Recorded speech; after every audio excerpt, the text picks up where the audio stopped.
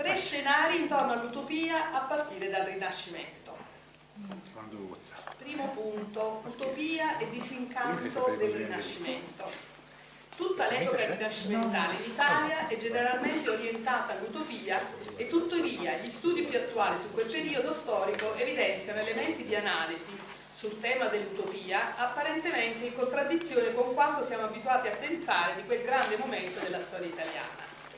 Il Rinascimento avrebbe come suo tratto distintivo principale un sentimento dell'uomo e della vita improntato a una visione pessimistica, a volte anche tragica, dell'esperienza umana sulla Terra. Potremmo definire questo sentimento con un termine che è stato spesso accostato a quello di utopia per definire il suo contrario, il termine di disincanto. Il centro della cultura di quel periodo storico sarebbe quindi in una dialettica continua tra una visione tragica della realtà a tutti i livelli e una straordinaria capacità di costruire modelli utopici. Sta appunto nel rapporto tra disincanto e utopia. Ma quali sono i principali elementi di questa visione tragica della vita? Ne elenchiamo alcuni traendoli dagli studi di Michele Ciliberto, uno dei massimi studiosi in questa materia. Prendiamo da subito dal pensiero di Niccolò Machiavelli, che nella sua utopia politica delineata nel Principe chiama gli uomini uccelli di rapina, secondo Machiavelli i destini dell'uomo sono guidati unicamente dalla fortuna, dal caso, e la presenza nell'uomo della virtù non può mai essere fattore decisivo per l'ottenimento della vittoria, sia essa militare o politica. In questa prospettiva l'uomo non può cambiare se stesso, possiede una natura statica e limitata e per eccellere nelle virtù politiche, che sono quelle che interessano a Machiavelli, non può che affidarsi alla buona sorte che gli è stata assegnata. Questa caratteristica dell'uomo è, tra l'altro, ciò che giustifica il primato della Repubblica sulle monarchie. Mentre in questo caso un solo governante, ove si mostri avido ed inetto, porterà alla rovina il suo popolo, nella Repubblica si può disporre di uomini diversi e sarà possibile scegliere i migliori. Il pensiero di Leon Battista Alberti, che fu filosofo oltre che grande architetto, non è meno pessimista. L'uomo, nella sua vita concreta, è in balia di 1000 forze che lo determinano, lo condizionano, lo possono portare a morte in modi fortuiti e gratuiti. È ombra di sogno, riesce ad elevarsi sulla poca cosa che è la sua vita grazie alle fantasie ed alle illusioni, anche grandiose e coraggiose, ma dovrà prima o poi tornare a fare i conti con la sua povera materialità. Se consideriamo un altro grande autore del Rinascimento, il Guicciardini, teorico dell'interesse particolare come energia che muove le cose della politica e del mondo, vediamo che nel suo libro Sui ricordi egli ricapitola la sua visione del mondo come un mondo rovesciato e senza giustizia, dove non si potrà riscontrare nessun rapporto tra merito e ricompensa, anzi dove spesso il merito è misconosciuto, mentre il disonesto e il malvagio passano e vanno senza conseguenze. Riprendere gli stessi temi tragici anche Giordano Bruno, secondo cui l'uomo è solo, tra virgolette, ombra, in balia dei suoi limiti e della sua bassezza che spesso lo fanno assomigliare alle bestie. Fanno da sfondo a queste riflessioni almeno 2 grandi temi costitutivi della cultura rinascimentale, come si vedrà profondamente lontani da quell'umanesimo che di solito riteniamo essere la parte più essenziale. Uno è il tema dell'uomo come, virgolette, gioco degli dei, in balia quindi di forze anche oscure che come con i pupazzi giocano il destino dell'uomo oltre ogni finalità riconoscibile. Questo tema, trattato soprattutto da Pomponazzi nel De Fato, si inserisce in un altro tema più generale, che è quello che vede il destino dell'uomo inserito in un ciclo continuo di vicissitudini, cioè con una visione circolare della realtà, vedi gli apporti dell'astrologia e della biologia, in cui tutto ha un inizio e una fine. Ciao, sono Paolo. E che però ha un andamento insensato che non esprime il senso di una vita che si fa. Si passa infatti dalla vita alla morte senza che questa acquisti per noi un senso possibile. Lo stesso tema della vicissitudine viene trattato da Bruno invece come possibilità che la vita si presenti continuamente in forme sempre diverse e soprattutto che sia possibile per l'uomo spezzare questo ritmo circolare e cercare una sua verità tramite la figura del sapiente, ma soprattutto del, tra virgolette, furioso, cioè colui che ha il coraggio di rompere gli schemi, si direbbe una specie di rivoluzionario, figura fondamentale, anche se non centrale, nelle vicende di Utopia.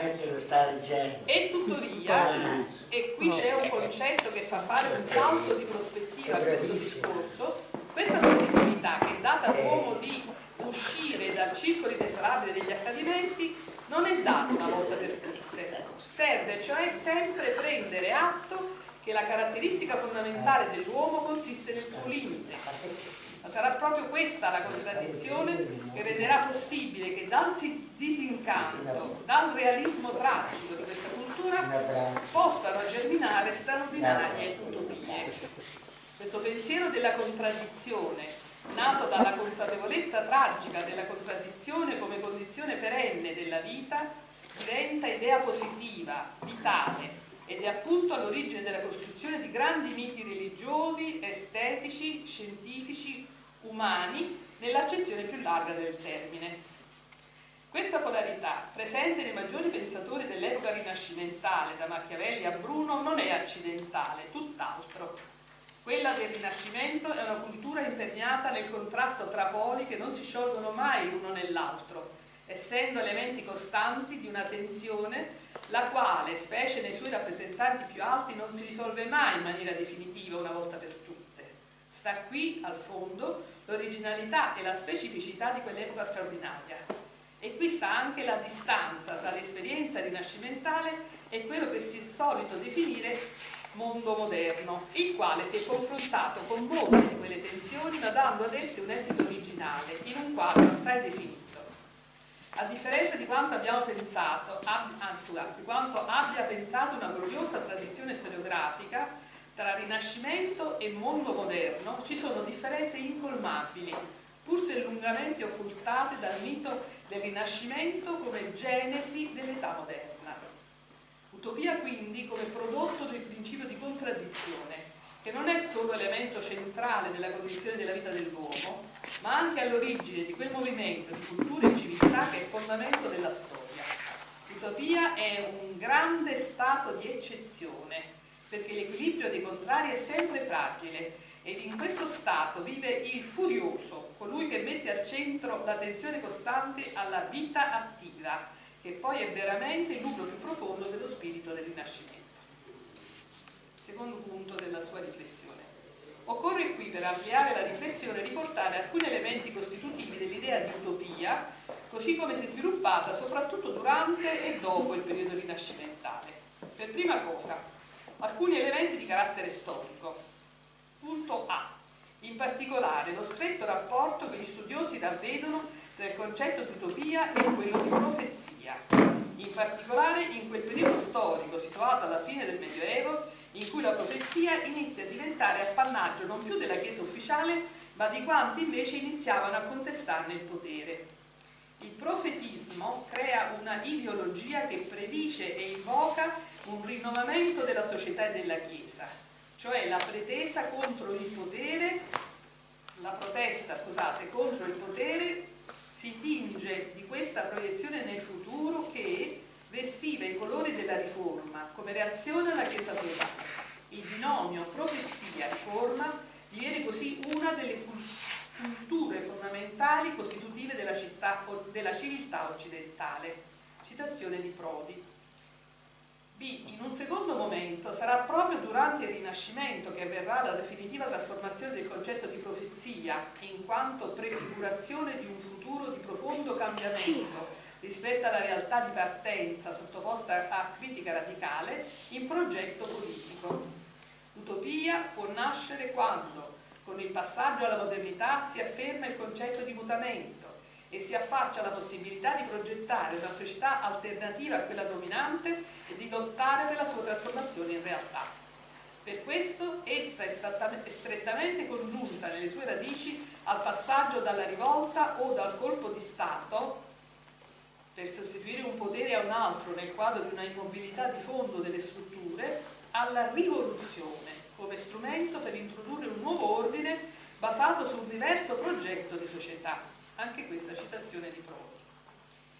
C. In una terza fase, poi, che inizia tra l'altro con l'esclusione e la persecuzione dei seguaci dell'utopia, nasce e si sviluppa la concezione moderna della politica, in cui gli stati nascenti tenderanno ad assumere via via le funzioni prima riservate alla Chiesa, di formazione e modellamento del cittadino suddito, dalla nascita alla morte, modellamento che sfocerà poi nella religione della patria. Si creeranno cioè sistemi di disciplinamento sempre più complessi in una situazione di concorrenza tra la Chiesa e le legislazioni statali. Da una parte la disciplina del sesso, della famiglia e dei comportamenti della vita quotidiana, dall'altra la costruzione di istituzioni destinate al disciplinamento per la via normativa e la costituzione di ideologie ad esse coerenti. La dimensione dell'utopia viene inglobata nelle politiche statuali e diviene parte integrante dell'ideologia, mentre la dimensione profetica perderà definitivamente la sua voce, assimilata alla esaltazione irrazionale e perciò eliminata o recintata. Come sappiamo, l'ideologia, cioè la religione dello Stato-nazione, finirà col prevalere e con esso l'idea abbastanza assoluta, virgolette, della possibilità di riformare la natura umana rendendola buona e virtuosa attraverso le istituzioni. L'autorità politica fa corpo unico con il sacro. Il nuovo credo politico coincide con l'antica confessione di fede. Il giuramento ingloba il voto religioso. La coscienza dell'individuo viene assorbita nella coscienza collettiva delle nazioni. I sistemi del diritto e dell'etica si fondano in un'unica realtà. Sempre citazione di Prodi. Passando ora dal campo storico a quello fenomenologico, cita qui Cacciari del 2016, è interessante precisare alcuni elementi che nel discorso sull'utopia si possono prestare a fraintendimenti. Primo punto, non ha senso parlare di irrealizzabilità dell'utopia. Citazione, ideologie e utopie agiscono effettualmente, rappresentano funzioni integranti del sistema culturale e sociale storicamente determinato. I loro fini non si realizzano? È evidente che per Tommaso Moro non si tratti di fondare utopia con un maggiore o per Tommaso Campanella la città del sole. Si tratta per entrambi di elaborare idee regolative, o meglio di istituire paradigmi. Secondo punto, è attraverso lo sguardo sulle condizioni del presente e sulle sue contraddizioni che solo può nascere l'utopia. L'utopia moderna presenta come costruzione razionale, proprio nella sua indagante paradossalità, essa è potenzialmente l'idea di un evolversi della storia verso un futuro, se non precisamente calcolabile, certo paradigmaticamente valido, nella sua immagine a orientare l'agire presente. Sempre citazione di Prodi. Come già detto in precedenza, l'apertura al moderno avviene nel segno dell'utopia. Lungi dall'essere favola, mito, semplice sogno o da rappresentare una nostalgia per perdute origini, la forma utopia si radica nel dramma storico, per chiedersi a quali condizioni sia concepibile la concordia universale. Ecco che possiamo tracciare alcune coordinate per una riflessione sul tema. Primo, sono presenti come sfondo costante i temi profondamente umanistici della pace e della universalità, che si potrebbero compendiare nel concetto di stabilità, di duratura non scalfita dall'irrompere di elementi esterni. 2. Su quale fondamento comune i nuovi soggetti emergenti possono farsi universali? Fondamentalmente potremmo dire sulla vita attiva, come già accennato, o meglio sul primato del lavoro produttivo. Ecco il comune, il vero bene comune che rende uguali i cittadini, indissolubile legame tra etica del lavoro e etica della responsabilità. Utopica sarà un'organizzazione perfetta del lavoro, il cui risvolto etico-civile è quello più interessante, dato che richiama direttamente il concetto che l'impresa universale dipende dalla responsabilità di ciascuno verso il bene comune. Il lavoro dell'uomo nella sua forma più alta è, terzo punto, il lavoro dell'uomo nella sua forma più alta è rappresentato dall'attività tecnico-scientifica, sia in Moro che in Campanella e più tardi in Bacone, intesa soprattutto come luogo della ricerca e della scoperta. La figura di Colombo campeggia sempre nelle utopie. La nuova terra non sarebbe raggiungibile se non ci muovesse l'impeto escatologico che ha animato le imprese dei grandi navigatori. Quarto punto, la ricerca, la scoperta, l'invenzione, veri motori di tutte le utopie, sono possibili e risulteranno utili alla costruzione di un sistema sociopolitico duraturo solo in presenza di principi quali la tolleranza e la libertas filosofandi, concetti entrambi iscritti profondamente nel Rinascimento italiano, che poi si diffonderanno anche in Europa. Questo modello inizierà il suo declino con l'avvento delle società industriali, momento in cui entrano in conflitto, e non poteva essere diversamente, il paradigma politico centrato sui valori della durata e della stabilità, parentesi, e delle ideologie correlate, quelle sostanzialmente delle libertà borghesi fondamentali, e in cui entrano in conflitto il paradigma tecnico-scientifico centrato sul costante esercizio di critica e falsificazione dei paradigmi ereditati, e per questo un paradigma che accetta, anzi prevede, una condizione di costante crisi. Si vede il principio di falsificazione di Popper come matrice della epistemologia moderna.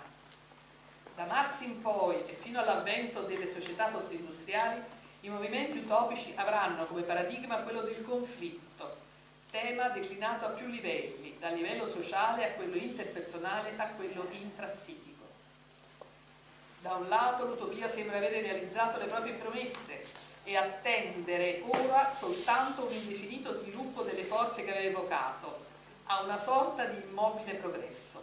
Dall'altro, quest'ultimo appare fisiologicamente in crisi prodotta da movimenti politici reali che sfuggono alle maglie del discorso e della forma dell'utopia.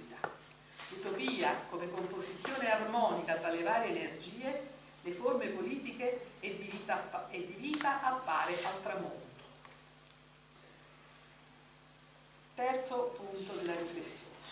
Già Emanuele Severino, nei primi anni 90 del secolo scorso, Filosofia futura e Tramonto del capitalismo, sosteneva che il tramonto della modernità avrebbe portato con sé inevitabilmente la dissoluzione di tutte le ideologie ad opera dell'agire tecnico-scientifico. Innanzitutto, per l'esistenza di un'opposizione di fondo tra quella che chiama pianificazione epistemica e pianificazione ipotetica. Mentre infatti, virgolette, la pianificazione epistemica, cioè la verità delle ideologie tout court, ritiene di non poter essere smentita da alcun accadimento del mondo, la pianificazione scientifico-ideologica accetta invece questa possibilità, e cioè obbedisce al principio di una razionalità ipotetica. Questa disponibilità, che è propria della razionalità tecnica e non dell'ideologia, è ciò che rende la razionalità tecnica, a differenza della ideologia, formalmente eterna, pure nella variazione e continua modificazione delle sue procedure. La potenza della visione scientifica non è dovuta all'incontrovertibilità del prevedere, ma al fatto che la convinzione di dominare il mondo mediante le procedure della scienza moderna è accompagnata da configurazioni del mondo che si lasciano interpretare come dominio reale della scienza sul mondo. Le ideologie oggi ritengono quindi di poter usare l'apparato tecnico-scientifico per la realizzazione dei loro scopi. Se questa, come sembra, è la trasformazione principale che dobbiamo considerare, i suoi effetti sul discorso di oggi sono molteplici e tuttora passibili di ulteriori approfondimenti.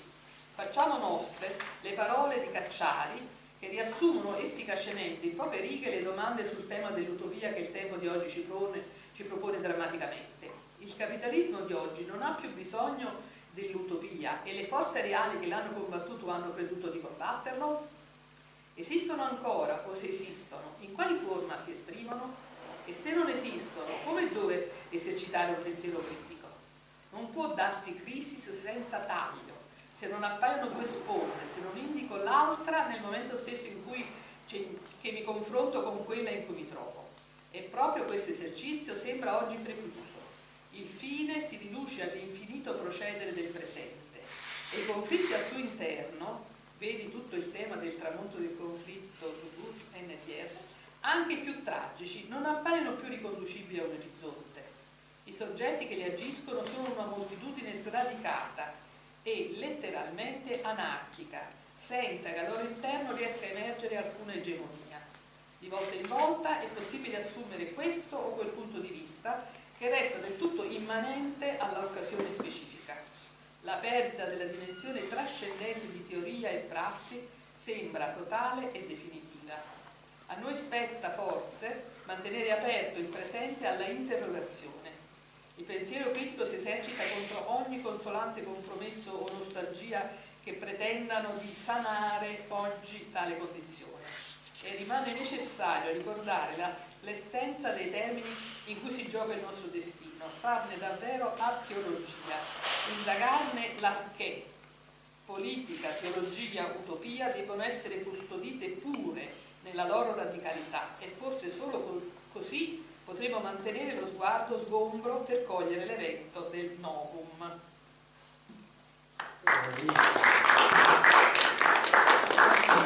No, ringraziamo veramente la Silvana per questa lettura estremamente bella e teatrale del lavoro complicato di Sandro Ricci, che è veramente un lavoro straordinario. Voglio dire, ha livelli di astrazione, di teoria veramente pregnanti, insomma, no? Io gli ho fatto sentire un pezzo al telefono mentre lei lo leggeva e lui è stato molto contento. Bene. Non è passato inosservato. Non ho sentito. Non è passato inosservato. Il movimento. Beh, giustamente. Vai. No, vai. No, mi Io voleva chiedere, Paolo, posso fare una domanda, una considerazione? Ne ha facoltà. Non mia, grazie. Vi dicevo, l'intervento di Annibale, così come questo ultimo, di una grande pregnanza, mi ha fatto venire in mente una citazione, che io quindi non voglio dire qualcosa. Il tuo nome, per favore. Come? Di il tuo nome. Cannarozzo. E resta dentro. A proposito, cioè il termine di groviglio, vortice, sogno, utopia, l'irruzione e la rottura dell'equilibrio, la ricerca della concordia universale, sono tutte parole che si sono sentite qui.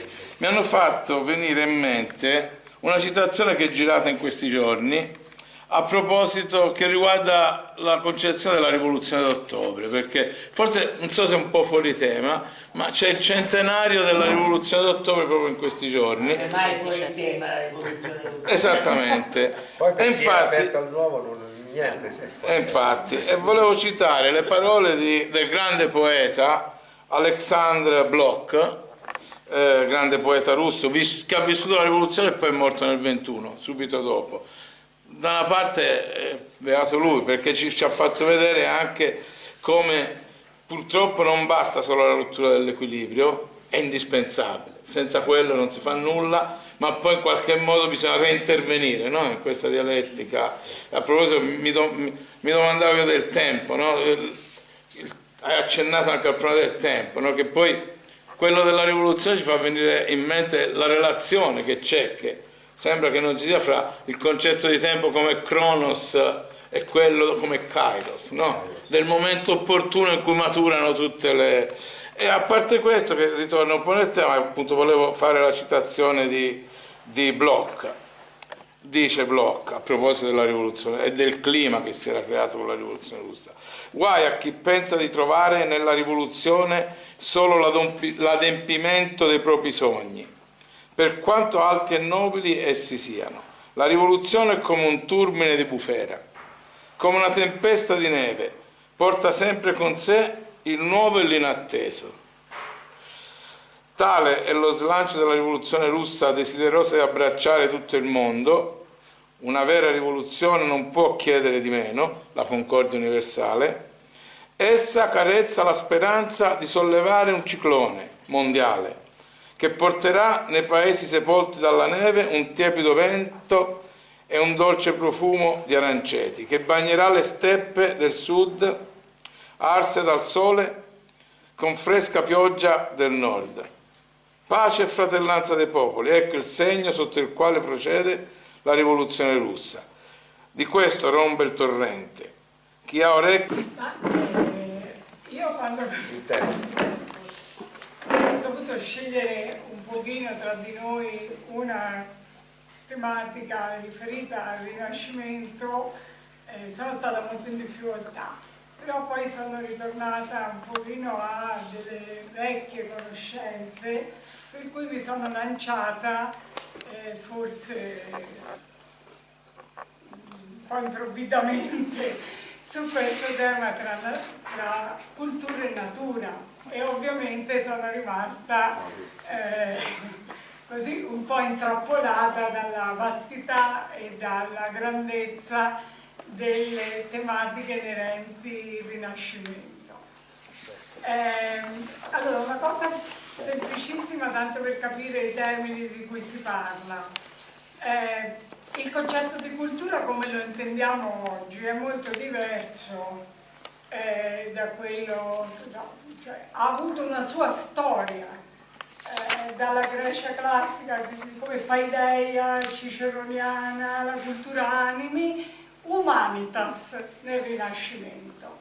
L'umanesimo è una delle chiavi importanti del Rinascimento, anzi addirittura c'è chi lo mette proprio come momento preciso, storico, prima l'umanesimo come prima fase del Rinascimento e poi il Rinascimento.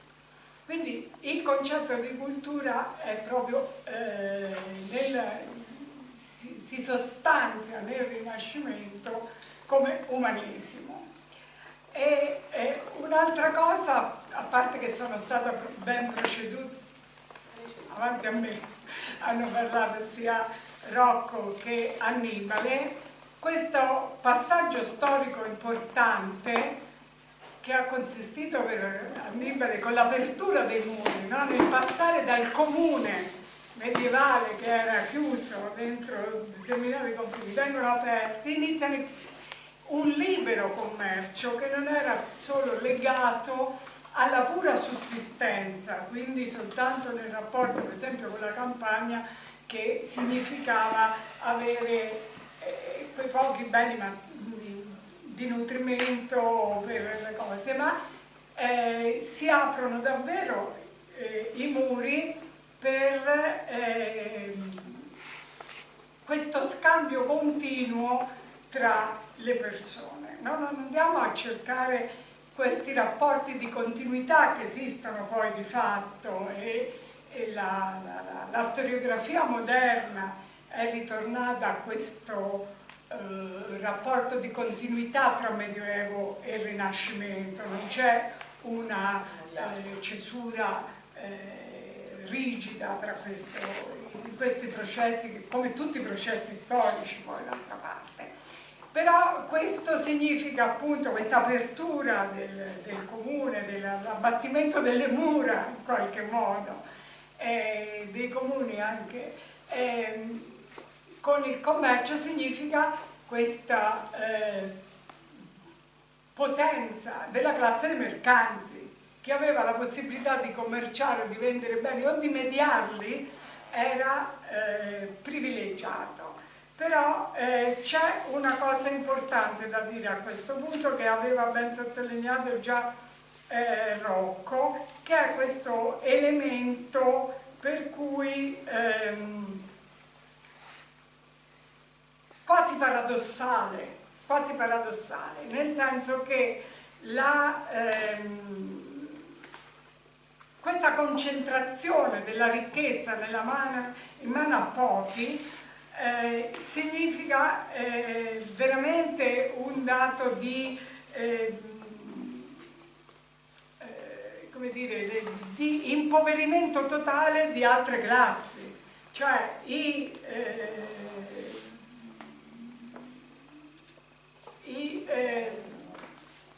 le classi più povere, che erano non solo quelle operaie che avevano in mano una specializzazione specifica nel trattamento per esempio dei tessuti o di altri cose, avevano insomma, il reddito medio era appena ai livelli di sussistenza. E quindi però questa cosa ha poi favorito che la concentrazione in mano di pochi ha permesso a questi di avere una grossa possibilità di comprare altro che non fossero solo le merci e quindi di finanziare l'arte, la letteratura, la musica anche e tutte le arti del Rinascimento. Allora, quindi ritorniamo a questo discorso iniziale. Sì, in qualche modo appunto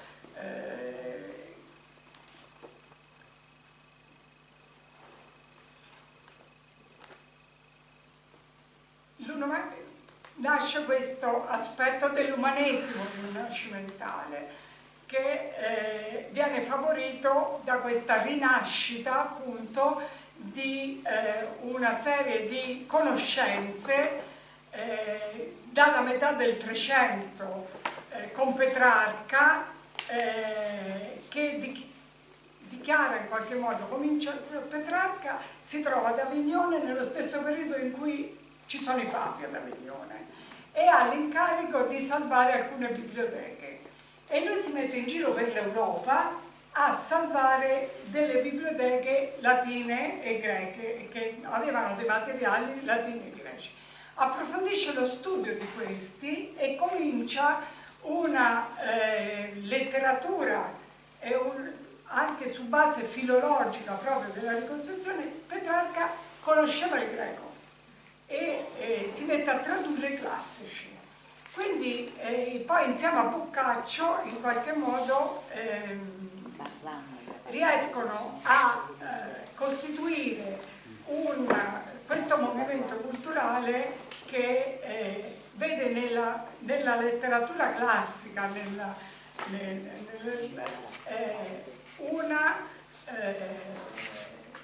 qualche modo viene fuori per loro che l'esistenza della conoscenza porta alla conoscenza intima di se stessi.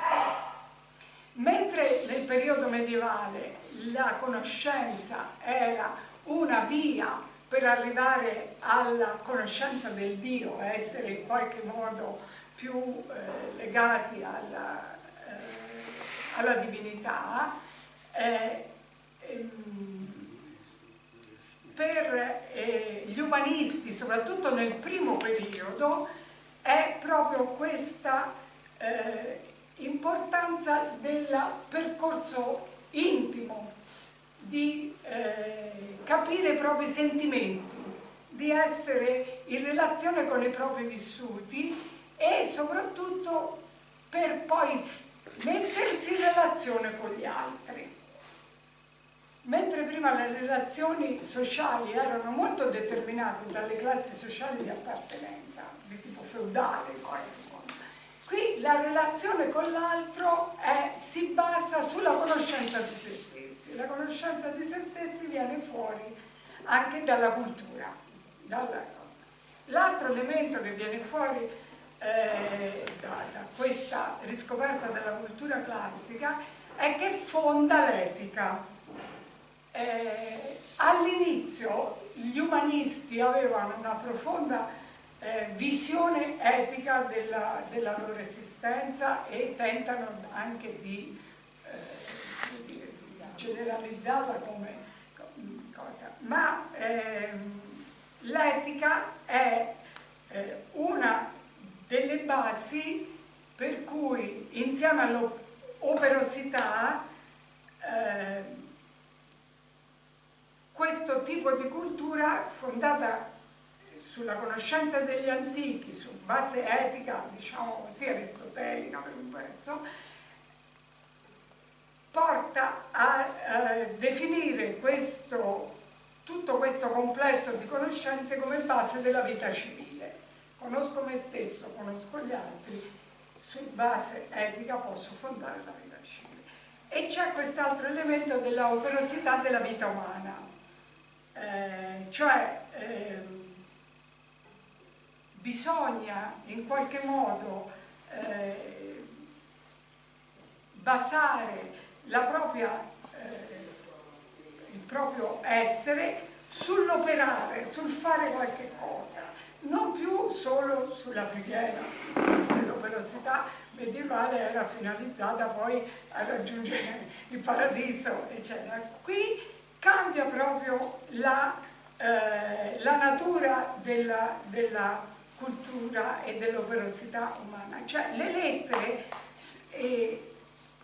non sono più solo il nutrimento dell'anima, ma riescono ad essere anche proprio una pratica che diventa uno strumento del vivere civile. Questi sono un pochino i temi del Petrarca che propone, insomma, che porta, eccetera, eccetera. Va bene, c'è questa traduzione dei testi antichi, migliorano le conoscenze linguistiche, di tutti i tipi, storiche, i costumi, la politica, eccetera, eccetera. Degli antichi diventano un modello vero e proprio, cioè questa nuova mentalità che si ripropone rispetto a tutti questi ambiti, costumi, politica, religione, eccetera, eccetera, e fondano poi la cultura, si deve fondare su uno studio scientifico. Gli accadimenti della natura, cioè le condizioni che determinavano i movimenti della terra, come i terremoti, o meteorologici, come le alluvioni, le malattie vengono studiate proprio perché nel Rinascimento si cerca una spiegazione logica e teorica degli avvenimenti. Non sono più così legati a una spiegazione divina come punizione per i peccati, eccetera, eccetera.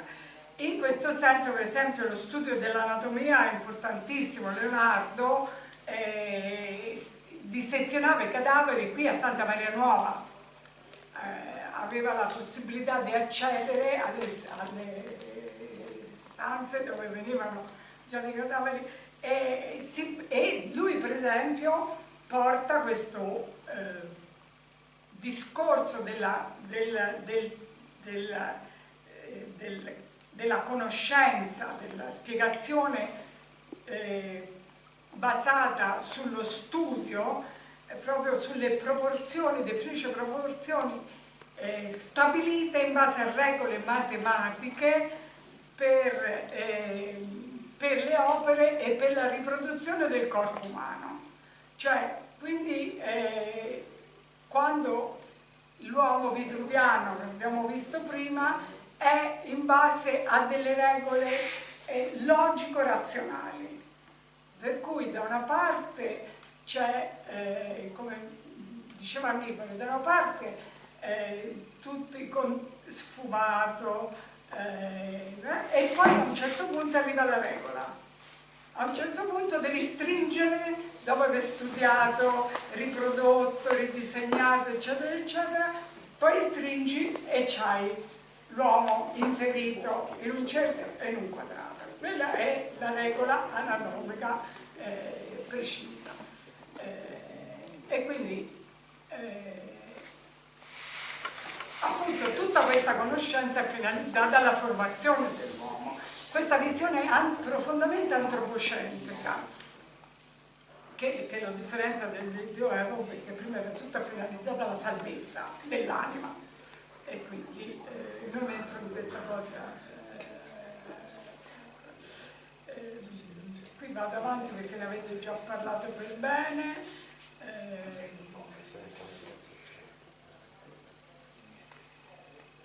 Ecco, nel Rinascimento poi c'è un altro elemento importante, che l'uomo vuole realizzare i suoi desideri, l'elemento della possibilità di avere, di realizzare in qualche modo quello che voglio, vorrei, posso e quindi me lo permetto, che è molto differente cioè compare questa dimensione del desiderio in qualche modo. Lavoro per guadagnare tanto e mi circondo di cose belle per vivere meglio, non solo per guadagnare il paradiso.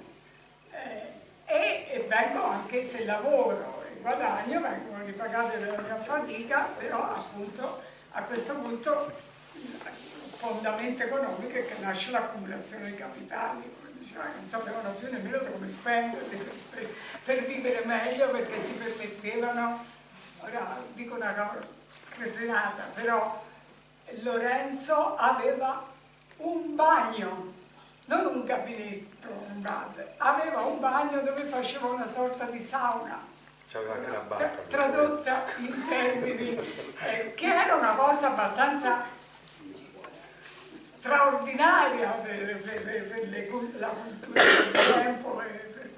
Quindi, cioè, uno pensa il Davide, un bagno. Ecco, allora appunto nasce l'accumulazione dei capitali, come ci diceva bene Rocco, e proprio la borghesia come tale. Ora invece, va bene, rispetto a questo c'è da piccolissime, io vi do soltanto degli input perché non l'ho sistematizzato, perché era abbastanza difficile sistematizzare il discorso, però ecco, questo ruolo dei medici per esempio, no? Loro favoriscono questo discorso della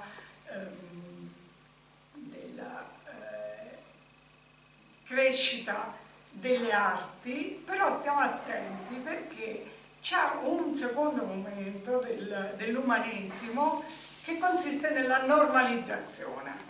Dopo questa ricerca tra del Petrarca, del Boccaccio, eccetera, poi arriva il momento della normalizzazione. Che cosa succede?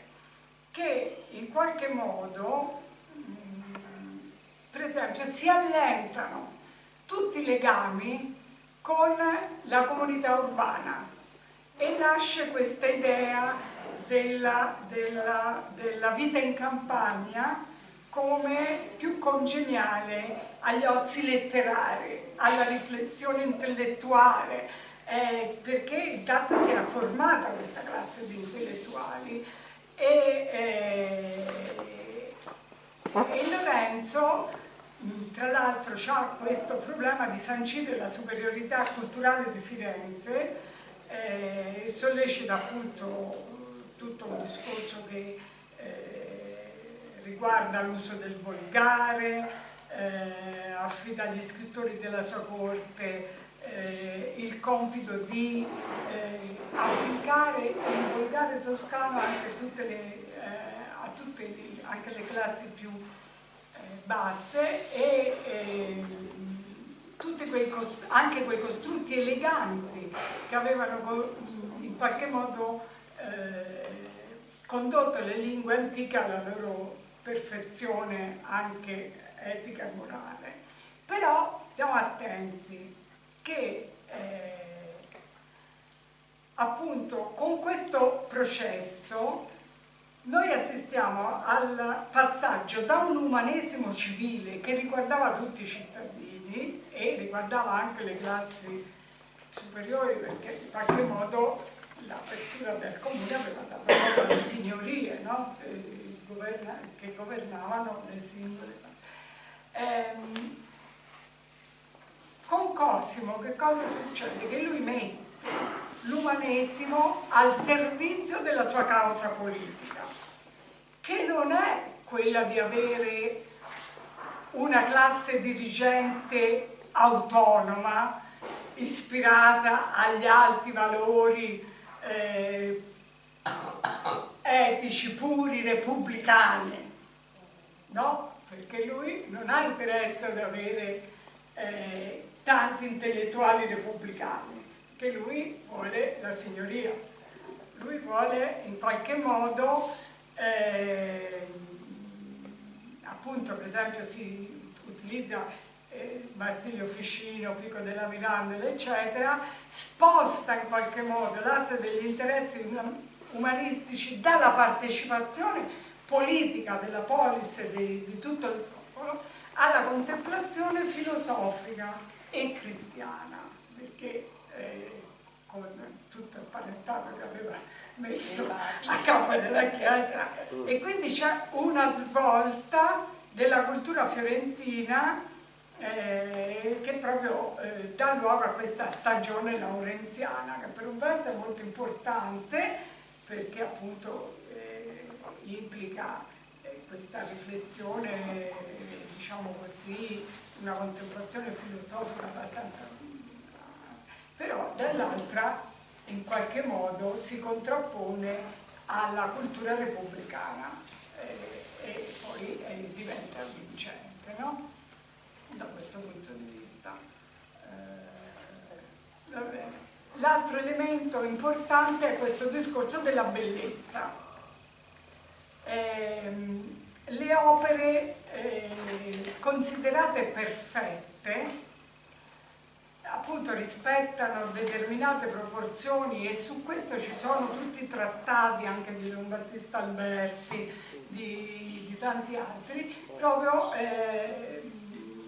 considerate perfette perché mettono in relazione, c'è questo discorso dell'armonia e dell'equilibrio.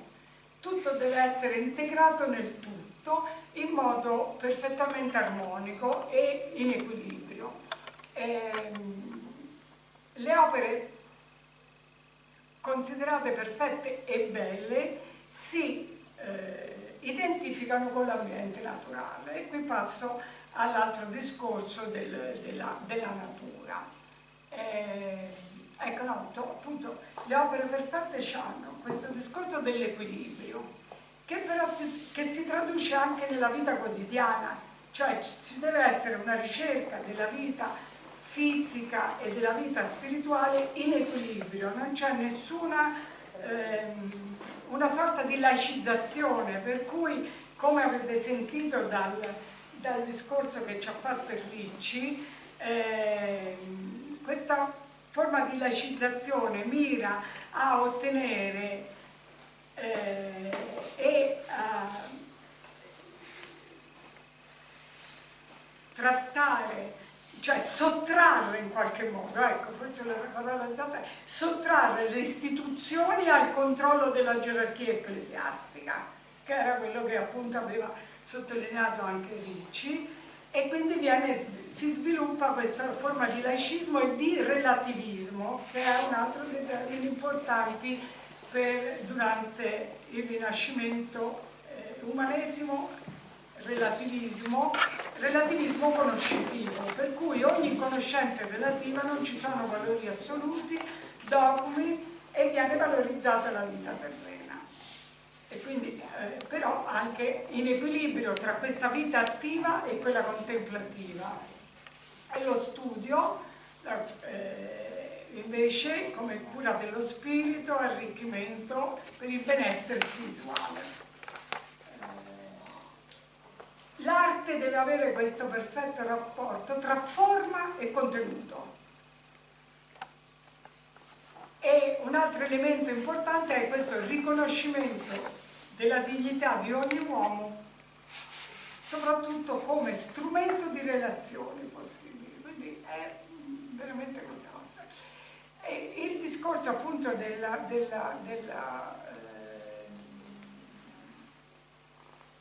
natura come modello ideale, perché, e qui veniamo sull'altro discorso, il rapporto ideale tra uomo e natura, per cui la figura era tutt'uno con il paesaggio, non c'è nessuna, pochissime opere che riguardano, salvo qualche ritratto, che non abbia poi sullo sfondo un paesaggio. Il paesaggio è rappresentato, secondo la cristallina, come ci diceva Sandra prima, forma prospettica di Piero della Francesca. Se non si era vista stamattina, però c'è la tavoletta che sta a Urbino della flagellazione del Cristo, che dietro c'ha tutte queste aperture di una sorta di corridoio dove si vedono tutte le porte, eccetera, una più piccola dell'altra, che ti sembra davvero che apra sull'infinito in qualche modo. Oppure secondo Leonardo, che trova questa perfetta soluzione dei rapporti spaziali tra figura umana e l'ambiente. Oppure secondo appunto anche Leon Battista Alberti, eccetera, ci sono proprio delle leggi, per esempio anche l'ambiente architettonico, ci sono proprio le leggi sulle proporzioni matematiche che devono avere anche lo stesso inquadramento del quadro, dell'opera d'arte, del tenere presente l'ambito, eccetera, eccetera. Vabbè. Ci sono poi anche, c'è una scuola, tutta una scuola veneta, perché tutto il Rinascimento, guardate, in qualche modo privilegia le regioni centro-nord, dove le signorie diventano più potenti rispetto e quindi c'è questa proprio visione antropocentrica che mette l'uomo, la figura umana, in una posizione di predominio rispetto alla natura, ma sempre in rapporto con essa. Ora io non la faccio troppo lunga, però questo lo salto. Ecco, rispetto alla natura colgo soltanto un elemento, perché anche qui il discorso sarebbe molto vasto, che è questo due elementi, anzi. Uno è l'importanza del paesaggio, e che anche Paolo l'aveva detto, perché poi Burkhardt ci lavora moltissimo su questa cosa, l'importanza del paesaggio, per cui già Petrarca si dilunga in una descrizione di Porto Venere è tutta la parte della cosa, e altri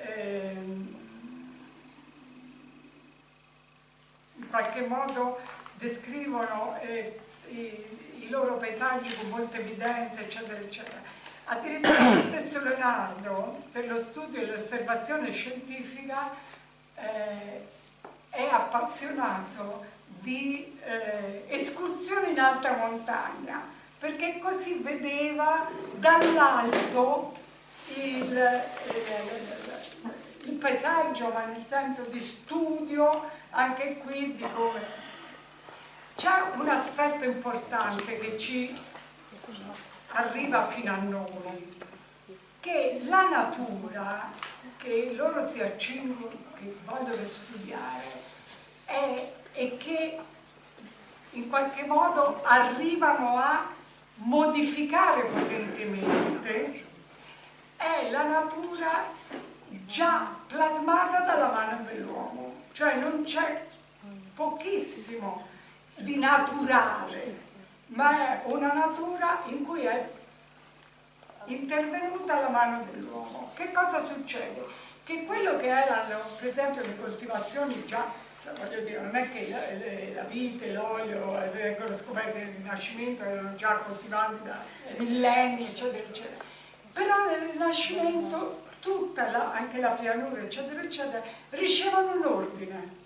Cioè i vigneti, gli uliveti vengono disposti in un certo modo, i filari incrociati, eccetera, eccetera, in un modo veramente razionale, con la migliore esposizione rispetto ai venti, all'aria, all'acqua, eccetera, eccetera.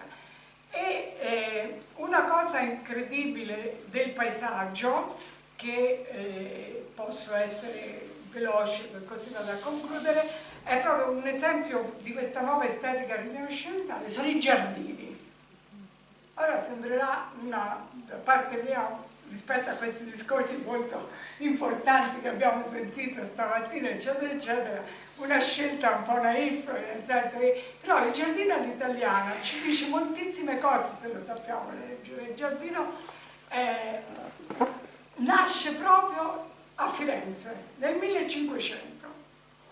cioè diventa la capitale dei giardini, Firenze, non tanto Firenze città ovviamente, quanto la costruzione di queste ville intorno nella valle dell'Arno in qualche modo, con proprio da Fiesole fino a giù, con questa rivoluzione dei giardini. Praticamente la città era rimasta ancora nel suo impianto molto più vicina e portava una vicina a quella medievale, mentre la costruzione fuori della villa, e pensiamo a tutte le ville medicie che sono qua intorno, e con questo discorso del giardino in cui predomina un colore, il verde, tutti i verdi possibili, una sinfonia di verdi, dal più chiaro al più scuro, eccetera, eccetera. Proprio diventa quasi un rafforzamento di questa visione antropocentrica anche sulle cose e anche del governo delle cose, cioè il giardino rinascimentale è il massimo del governo sulla natura, della possibilità dell'uomo di in qualche modo modificare la natura secondo il suo gusto estetico, secondo i suoi principi addirittura, perché, e poi la villa ci aveva sempre accanto anche, vabbè, finora il rapporto con le piante, la natura eccetera. Tenete presente che poi nel 1492 c'è la scoperta dell'America, ma l'apertura ai commerci aveva significato anche importare piante, per esempio, da tutto il bacino del Mediterraneo, o anche dei rapporti con il Medio Oriente, il Medio e l'Estremo Oriente. Quindi questi giardini diventano ricchissimi di soluzioni anche particolari.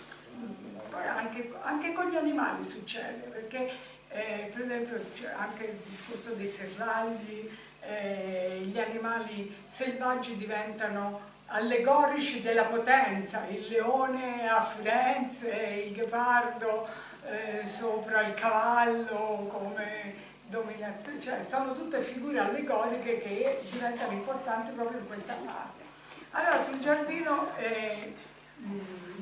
presenza dell'acqua, grande importanza alle fontane, che vengono, come dire, incanalate, che viene completamente governata con una studiata scenografia. Gli elementi naturali tutti gli elementi vegetali sono strutturati in forme geometriche potenti, poi ci sono basamenti, la sagusta, eccetera, eccetera. Ci lavorano grandi architetti e artisti in qualche modo, e questo modello ecco, poi c'è tutta questa cosa proprio che la villa è aperta verso l'esterno, ci sono le grandi finestre, ci sono le scalinate, c'è un'apertura, non è una chiusura, nonostante sia poi servita per rifugiarsi durante le pesti, durante le grandi epidemie, per cui le pesti erano impreviste. Poter fare questo discorso impone la conoscenza delle leggi della natura e attraverso di esse l'uomo inteso come microcosmo all'interno del macrocosmo.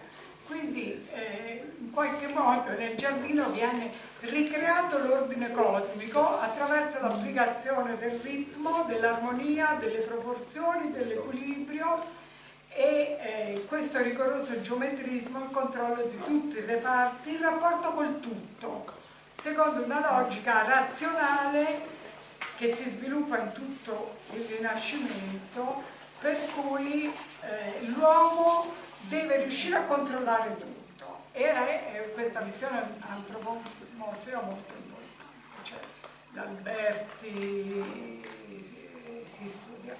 Ecco. Allora si studia il sito proprio dove costruire le ville, scegliere in base al panorama, al paesaggio, l'esposizione, la ventilazione, il clima, eccetera, eccetera. La natura perde in qualche modo il suo carattere solo utilitario a favore di questi elementi ornamentali. E appunto, secondo Burkhardt, dice c'è qualcosa di più di una dozzina di piante officinali che avevano tutti i chiostri medievali o i castelli. E le piante officinali costituivano il famoso giardino dei semplici, era quello dedicato alle piante officinali. E il giardino invece diventa il luogo di contemplazione e della cultura. Pensiamo per esempio che Lorenzo il Magnifico mette a disposizione degli artisti il giardino di San Marco, di fronte a casa sua, poi di fatto, siamo là proprio di fronte.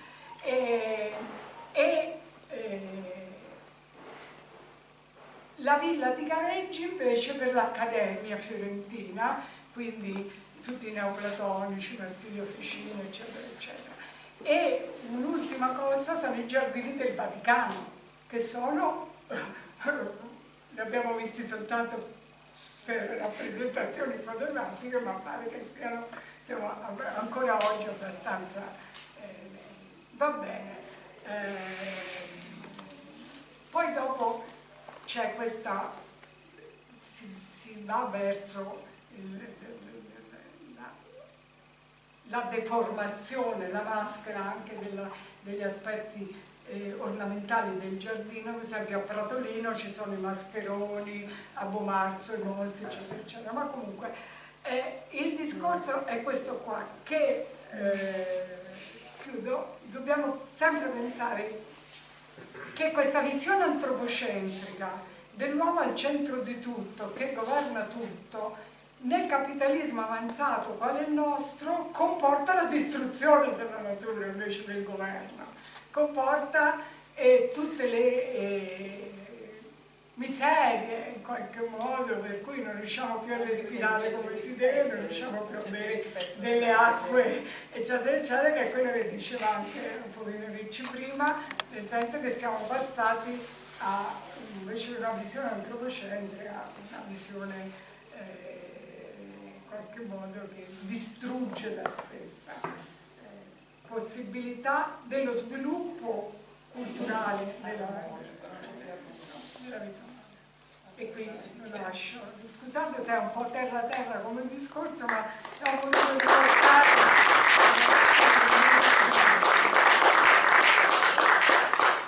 Benissimo. Ringraziamo Maria Pia per questo discorso interessante sulla natura e la cultura. E l'ultimo paper è di Enrico Sardi. Titolo: Attualità del Rinascimento psicologico, virgola, spunti di riflessione per la pratica clinica. Aggiunto. Cioè nel senso che sembrava il caso di ritornare a ricontestualizzare perché noi, psicoterapia concreta, oggi abbiamo deciso di dedicare questa giornata. Però volevo incominciare sulla scia di Rocco con un ricordo di Agostino, con una sua frase.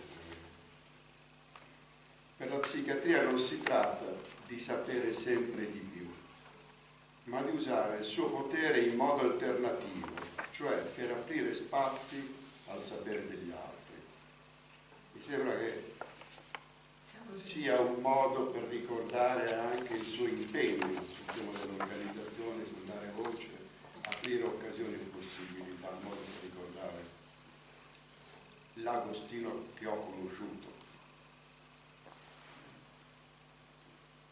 Con che approccio vi propongo queste riflessioni? Non è quello nostro, di psicoterapia concreta, cioè l'essere passati, se penso a un percorso che noi abbiamo fatto, dalla nostalgia della condivisione della pratica, cioè alcuni di noi hanno avuto la fortuna di lavorare assieme, e poi c'è stata la diaspora, cioè ci siamo allontanati. Ma allora che cosa abbiamo condiviso, visto che non potevamo più condividere le pratiche? Abbiamo condiviso il gusto della riflessione per le pratiche, cioè la possibilità di incontrarci e che questo nostro incontrarci fosse un'occasione di arricchimento per quello che ciascuno di noi andava a fare da dove proveniva.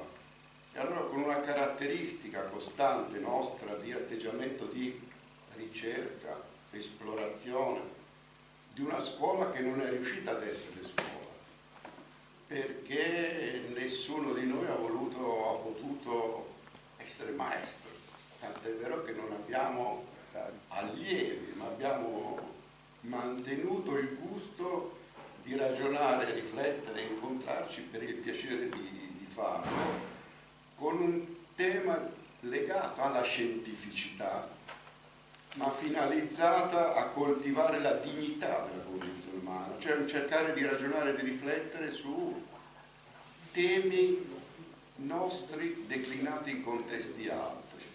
La condizione umana per come si dà, a partire da servizi per l'età evolutiva, come quelli con cui originariamente lavoravamo, per gli adulti, i vari servizi nella comunità. Quindi, a partire da questo nostro radicamento dei servizi, questa nostra collocazione istituzionale e dal confronto con il protagonismo e il prendere voce degli utenti, il non parlare per loro, nemmeno un paternalismo giacobino, cioè con il piacere di dare voce, ma con il mettersi in una situazione di dialogo, anche di apertura alla contestazione della voce dell'altro. Quindi passando dalle culture della deistituzionalizzazione alla pratica dell'organizzazione. Cioè Agostino era un maestro di organizzazione. Negli anni 70 Agostino alle 8:30 di mattina era il primo ad avere la voce di tutti gli infermieri che provenivano dai reparti, i medici dei reparti, noi che facevamo i tirocinanti.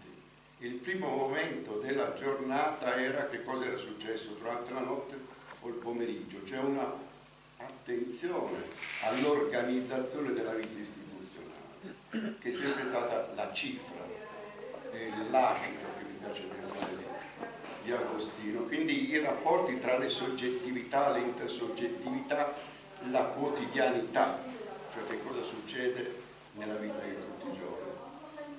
Quindi con un'idea di un essere umano situato dentro un'idea di coesistenza, al di là di quello che è diventato il mito di un cervello, mente isolata nel rapporto con un clinico, e contemporaneamente un'attenzione alle disuguaglianze, cioè quell'articolo 3 della Costituzione che recita rimozione degli ostacoli, che limitando di fatto la libertà e l'uguaglianza dei cittadini impediscono il pieno sviluppo della persona umana e la effettiva partecipazione di tutti i lavoratori all'organizzazione politica, economica e sociale del Paese. C'è una dimensione pratica, c'è una dimensione di intervento sulle condizioni. Mi piace riproporvi una citazione di Peirce del 1878 che diceva: differenti credenze si distinguono per i differenti modi di azione che fanno sorgere. Cioè, attenzione, a ragionare e pensare non è indifferente rispetto a quello che poi noi facciamo. Foucault scriveva: governare significa strutturare il campo di azione possibile degli altri. Rileggiamolo allora che cosa ha significato per noi laddove abbiamo governato e dove abbiamo avuto ruoli di potere. Come abbiamo agito il nostro potere, come lo stiamo agendo. E allora in tutto questo perché il Rinascimento come pretesto per incontrarci? Devo dire che ultimamente ho avuto l'imbarazzo nel ripensare che noi come Psicon avessimo fatto un'iniziativa come questa sul Rinascimento, anche perché è appena uscito un libro di Sgarbi e Tremonti intitolato Rinascimento, che è il manifesto di una nuova forza politica che si chiamerà Rinascimento, e il sottotitolo è: con la cultura non si mangia, non tra virgolette autocitazioni di Tremonti, dove nella seconda parte di questo libro, la prima è un'esaltazione della bellezza della cura di Sgarbi, la seconda parte è la riproposizione delle ricette che ahimè ben conosciamo di Tremonti. Allora dico, ma in questo spirito del tempo perché noi parliamo di Rinascimento se il Rinascimento rischia di avere quest'uso politico? Allora penso perché per le cose che ci siamo detti oggi, perché il Rinascimento si pone, lo dice la Bresciani, come consapevole rottura rispetto a un programma di rinnovamento contro una civiltà esaurita, cioè c'è questa consapevolezza, cioè lo studio dell'humanitas è iscritto in un processo di liberazione umana, di nuovi metodi di educazione, nuova fondazione del significato dell'uomo, nuovi ideali educativi, liberazione dell'uomo nella cultura, formazione del cittadino attraverso il diretto rapporto con le esperienze esemplari dell'umanità. C'è questa cultura della costruzione, della conquista della dimensione storica e contemporaneamente rivolta contro una realtà presente unita a un fortissimo senso del concreto. Penso che queste siano cifre che non parlano di un'epoca collocata nel tempo, ma le ricito perché è una griglia per noi nell'attualità, ed è questo il senso per cui mi ha interessato e penso ci abbia interessato come psicono oggi parlare di Rinascimento, non come un'operazione retrotopia, parlavi prima di Bauman, che ci ricolloca nel passato, ma come un'operazione di attualizzazione. La rinascita suscitata in vista di una riscossa nazionale si configurò ben presto come un'ideologia politica, spero, non sgarbiana, legandosi all'attività delle cancellerie e delle corti piuttosto che degli studi universitari. Cioè, di nuovo, Agostino all'inizio, non lo studio in quanto tale, ma lo studio rispetto alla possibilità di aprire i saperi ai poteri. Quindi per secoli l'umanesimo ci ha ripetuto che siamo la suprema fonte del senso, che la nostra libera volontà è la più alta tra tutte le autorità, e vediamo quanto poi l'illuminismo sia figlio di questa cultura, quanto la Costituzione degli Stati derivi da quest'idea, e quindi cerchiamo la conoscenza trascorrendo anni a collezionare esperienze e ad affinare la nostra sensibilità, che si rinforzano a vicenda in una spirale senza fine. Ripeto, collezionare esperienze e affinare la sensibilità. Allora, se ci teniamo nelle orecchie queste frasi, vi cito un articolo che mi ha colpito perché mentre preparavo da mesi l'incontro di oggi, il 23 luglio ho letto sul Corriere della Sera un articolo di Riccardi che dice: si tratta di creare in un tempo così emozionale sentimenti di condivisione antagonisti all'odio tipico dei ghetti mentali e sociali. La politica sociale è decisiva contro la radicalizzazione, ma è pure decisiva la passione sociale e politica, così fragile in società europee caratterizzate da legami allentati e da un generale ripiegamento individuale. Individui soli e strutture non integrano. Ci vogliono comunità di vita e di sentimenti accanto a sogni per il futuro. Quanto accade non chiede soltanto più muscoli, ma un salto di intelligenza e di ethos sociale da parte di tutti. E allora ho cercato di capire come mai stanno avendo successo i personaggi attualmente di moda. Allora ho cercato di capire con gli strumenti nostri, gli strumenti anche della psicologia e della politica. Mi sono andata a rileggere un libro del 2009 di Lakoff, Pensiero politico e scienza della mente, cioè cercare di capire come mai succedono che le periferie votano leghista, le campagne e l'America rurale vota Trump, come mai ragionando in termini economici, l'espressione di interessi che secondo noi dovrebbero essere altri assumono attualmente questi connotati. E Lakoff ci ricorda che i nostri cervelli si sono evoluti per l'empatia, la cooperazione, la connessione di ciascuno con gli altri e con la terra. La nostra connessione con il mondo e con gli altri esseri umani è centrale. Allora, che tipi di connessioni stiamo strutturando oggi? Cioè, noi non possiamo comprendere gli altri senza l'aiuto di narrazioni culturali. Ma quali sono le narrazioni che attualmente noi stiamo alimentando? Perché i modelli culturali li usiamo automaticamente, senza controllo conscio e senza memoria per la maggior parte del tempo. Marcatori somatici collegano neuralmente emozioni a sequenze di eventi in una narrazione. Quanto c'è allora di inconscio istituzionale in questi aspetti? Quanto allora l'inconscio istituzionale è questo ragionare con la pancia? E questa enfasi emozionale di cui noi ci nutriamo continuamente, ma che è l'esatto opposto di una dimensione di consapevolezza, ma è un essere agiti e parlati attraverso quello che un altro dei nostri compagni di strada soprattutto di Basaglia, Goffman, ha teorizzato sul tema del frame, cioè degli schemi, cioè di strutture che costituiscono degli agganci per cui noi inconsapevolmente, attraverso delle evocazioni, riconnettiamo esperienze in blocchi logici, in blocchi di pensiero che ci fanno pensare automaticamente. Cioè i frame e i ruoli sono visibili nelle pratiche, ma queste pratiche e questi ruoli diventano i riflessi, diventano l'inconscio istituzionale, diventano ciò che ci agisce, ma è un agire di cui noi perdiamo completamente la dimensione della riflessività.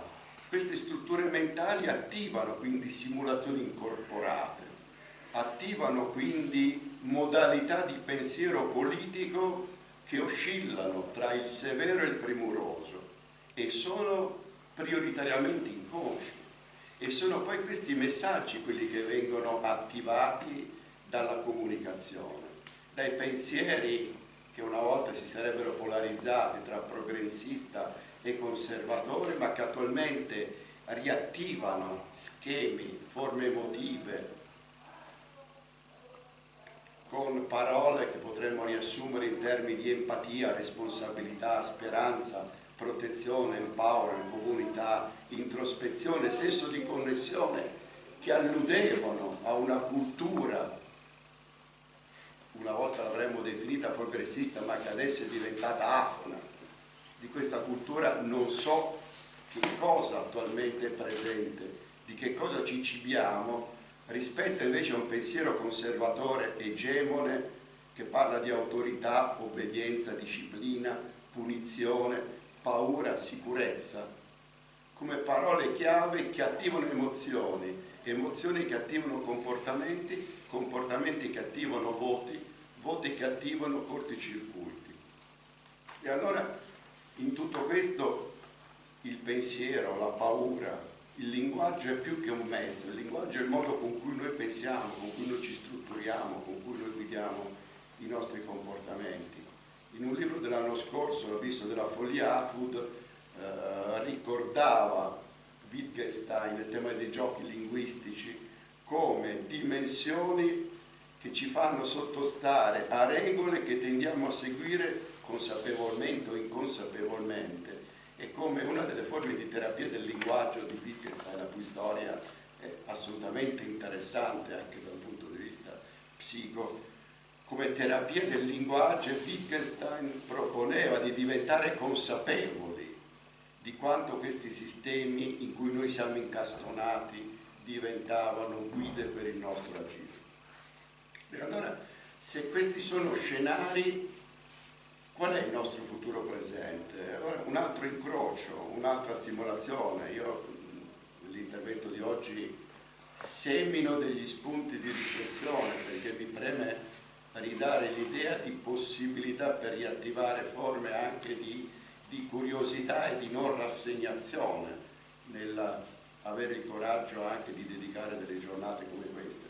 È un libro che ho incrociato, di Harari, Homo Deus, breve storia del futuro, che vi consiglio perché è stimolante per lo sguardo sul presente. Lui è uno storico, parte dal ricordare quanto la storia, e oggi noi abbiamo fatto la storia, e anche abbiamo fatto, ricordando Agostino, la nostra stessa storia, e che lo studio della storia ha proprio come obiettivo l'allentamento della presa del passato su noi, e quanto la nostra pratica clinica non è uno stesso modo per consentire di allentare la presa del passato delle persone che con noi si rapportano per fare delle esperienze diverse, alternative a quelle che li hanno portati al vicolo cieco in cui si ritrovano, a tal punto di aver bisogno del rapporto con noi. E allora la domanda di Harari è: che cosa vogliamo fare di noi stessi?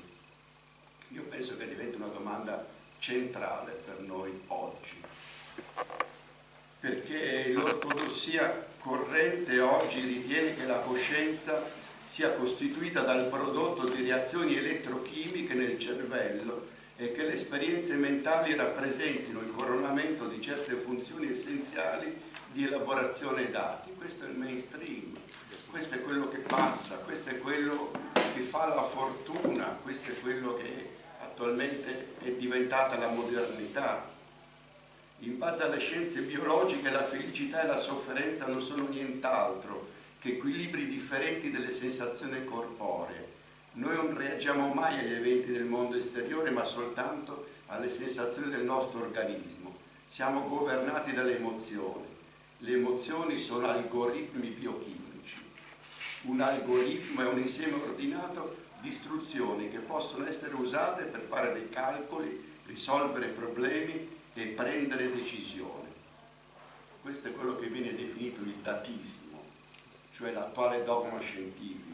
Le stesse leggi matematiche si applicano sia agli algoritmi biochimici sia a quelli computerizzati digitali. E allora Harari pone 3 questioni chiave. Nella ricerca della salute, della felicità e del potere, che è la cifra costante dell'evoluzione dell'Homo sapiens all'Homo Deus, gli umani cambieranno con gradualità, prima una loro caratteristica, poi un'altra ancora, finché non saranno più umani. E allora quali sono queste questioni chiave qui in fondo? La prima: la scienza sta convergendo verso un dogma onnicomprensivo che sostiene che gli organismi sono algoritmi e la vita è davvero soltanto elaborazione dati. L'intelligenza si sta affrancando dalla consapevolezza. Che cos'è più importante? Che cosa accadrà alla società, alla politica, alla vita quotidiana quando algoritmi non coscienti ma dotati di grande intelligenza ci conosceranno più a fondo di quanto noi non conosciamo noi stessi?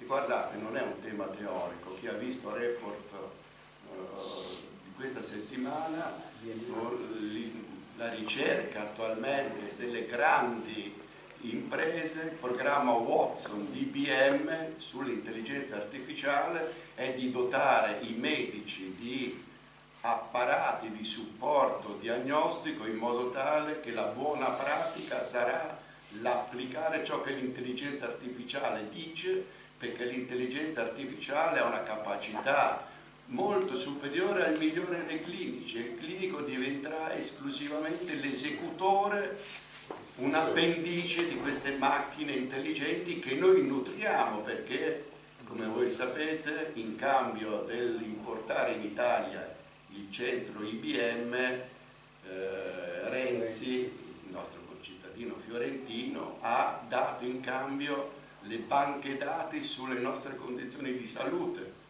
perché attraverso queste banche dati diventa possibile alimentare il datismo. E allora mi avvio alla terza parte, alla conclusione. Il rinascimento psicologico, con quale stile di lavoro? E vi cito un altro dei miei maestri, Vieri, che scriveva: la relazione non è il legame tra l'io e l'altro, ma è ciò che rende possibile l'io e l'altro. E in questo cambiamento c'è la ricchezza e la raffinatezza degli stimoli che Vieri ci aveva dato. E Vieri lo diceva, abbiamo cercato di approfondire, questo l'abbiamo fatto anche come psicoterapia concreta, i nessi esistenti tra la conoscenza e la realtà, tra il sistema e il mondo, tra il mondo esperienziale e il mondo cognitivo. E allora io mi domando, ma il restare umani è un lusso? Come possiamo coltivare e accrescere la nostra umanità? Più io ascolto e partecipo e sento le campagne elettorali, io penso che questo obiettivo dell'umanità sia un qualcosa di assolutamente distante. Penso che se quelli sono i campioni, i nostri rappresentanti, c'è qualcosa tra rappresentato e rappresentante che non mi torna. Non saprei da chi farmi rappresentare nell'attuale scenario, in primis in termini di interesse per l'ascolto, per quello che viene detto. E allora, ristabilire un primato della soggettività, che cosa significa oggi? Noi dal 77 ci siamo nutriti la bocca con l'OMS che parlava del paradigma biopsicosociale, ma se andiamo a vedere come sono organizzate le nostre cattedrali della salute, sono ancora esclusivamente dentro un paradigma biomedico. Di psicosociale non esiste nulla, noi psico stiamo per essere definitivamente espulsi, il sociale sopravvive in forme di privato, sociale, subalterno, sussidiario, ausiliario, come nuova economia di complemento che invece di essere integrativa diventa sostitutiva di un pubblico oggetto di smantellamento per quanto riguarda le culture con cui noi l'abbiamo nutrito, dal modello inglese fino alla riforma e alle conquiste della legge universalistica italiana. E allora che cosa significa nella nostra operatività di tutti i giorni questa focalizzazione sul biomedico? E significa andare sul mainstream, andare sulla corrente di quel datismo a cui facevo riferimento prima, non perché quella sia la cultura scientifica, io rivendico la scientificità delle cose che oggi abbiamo detto, rivendico la scientificità del confrontarci. Sono il peggior nemico di chi tra i miei colleghi si ritiene autoreferenziale, di chi non si confronta, di chi sta chiuso nei propri ambulatori, di chi non sente il bisogno di rendere conto di quello che fa, ma per fare questo non abbiamo bisogno della legge Gelli sulla responsabilità professionale e sul seguire le buone pratiche. Noi abbiamo bisogno di confrontarci, perché è esclusivamente attraverso il confronto che noi rendiamo servizi di qualità. E allora la psicopatologia può essere compresa solo dentro uno scenario in cui ciascuno di noi è in gioco nel rapporto con l'altro, dove la reificazione del corpo attraverso questi nuovi strumenti delle biotecnologie o dell'intelligenza artificiale richiede nuove sfide. Non possiamo essere avventiniani, non possiamo nemmeno avere la puzza sotto il naso, ma soprattutto non possiamo essere ignoranti, nel senso di ignorare quello che ci sta succedendo accanto. E allora tutte queste situazioni confuse, questo aumento di disagio, queste persone a cui noi continuamente, quotidianamente facciamo riferimento nelle disperazioni esistenziali, perché sui grandi temi del lavoro, dell'abitare, del tempo libero, della socialità, noi incontriamo tanta disperazione, a cui l'industria farmaceutica continua a ipotizzare soluzioni para i servizi che noi governiamo delle dipendenze, guarda caso da una parte le dipendenze per ricondurre al mercato legale le forme di mercato criminale, e nello stesso tempo noi spacciamo come unica ideologia, e poi ci sarebbe bisogno di andare a vedere gli effetti non curativi, gli effetti iatrogeni, ma non per criminalizzare, ma semplicemente per evitare che sia l'unica risposta, l'unica possibilità. E consiglio letture di libri illuminanti dal punto di vista di una ricerca farmacologica indispensabile ma nello stesso tempo dentro un paradigma biopsicosociale e non centrata esclusivamente su un ritorno a una dimensione pre-soggettività. E allora cosa diventa importante? Diventa di nuovo ribattere su agiri connessionali, riconnettersi, avere la pazienza di tessere rapporti, relazioni, incrementare repertori di esperienze per le persone che lavorano con noi, perché questo repertorio si estenda, si arricchisca, diventi più complesso, più flessibile. Ma qual è lo scenario? Lo scenario è, attualmente io lavoro in un'azienda che va dalla Lunigiana all'isola d'Elba, 13.000 dipendenti, 12 zone. Noi abbiamo accorpato 5 aziende perché forse poteva essere utile, in realtà il rischio di creare 12 mondi, come sono le 12 zone, completamente scollegati l'uno dall'altro. Ma allora quali sono nella riorganizzazione dei servizi le priorità di intervento? Quali priorità ci diamo? Quali priorità abbiamo modo di discutere e negoziare?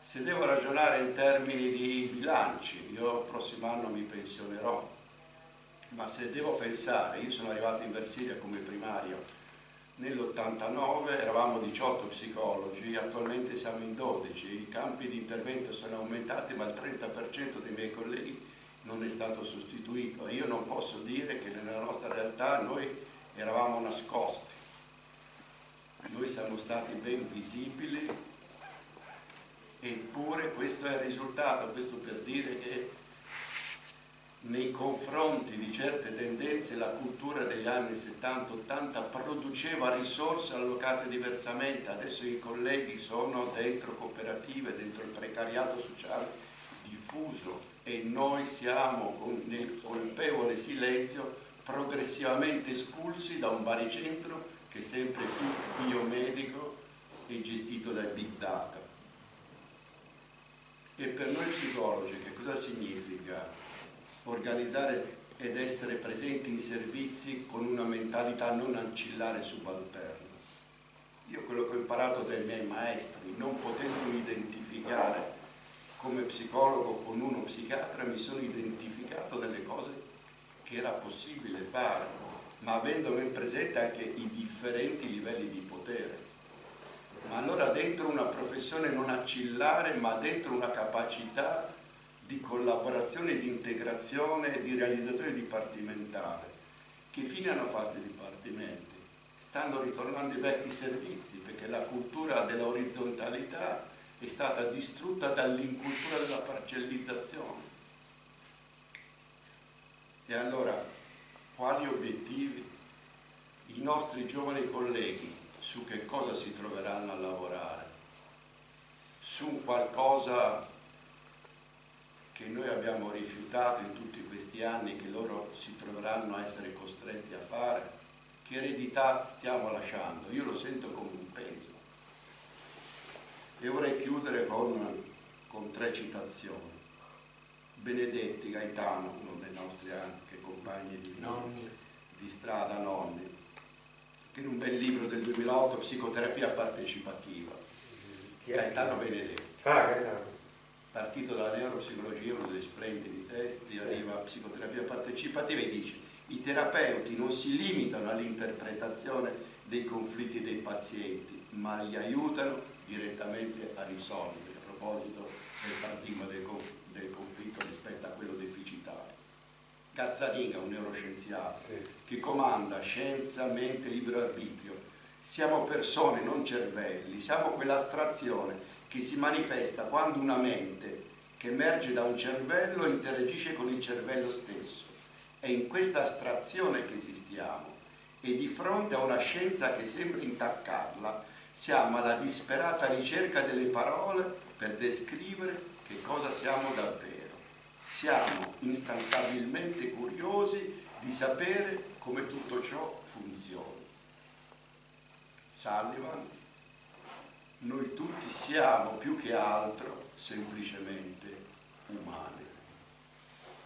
E finisco con una cosa che da quasi pensionato Ho letto, non so di chi è, me la regalo, ciò che spaventa di più dell'invecchiamento è il diventare irrilevante, trasformarsi in anziani nostalgici che non possono comprendere il mondo intorno o contribuirvi in alcun modo. Grazie per l'attenzione.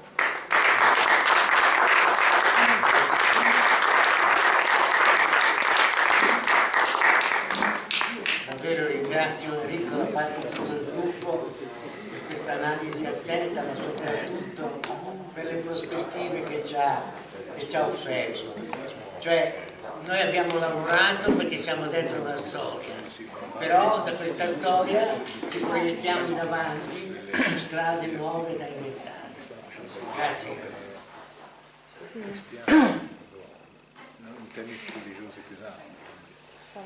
Bene, chiudiamo il convegno. Mica male, ragazzi. Mica male.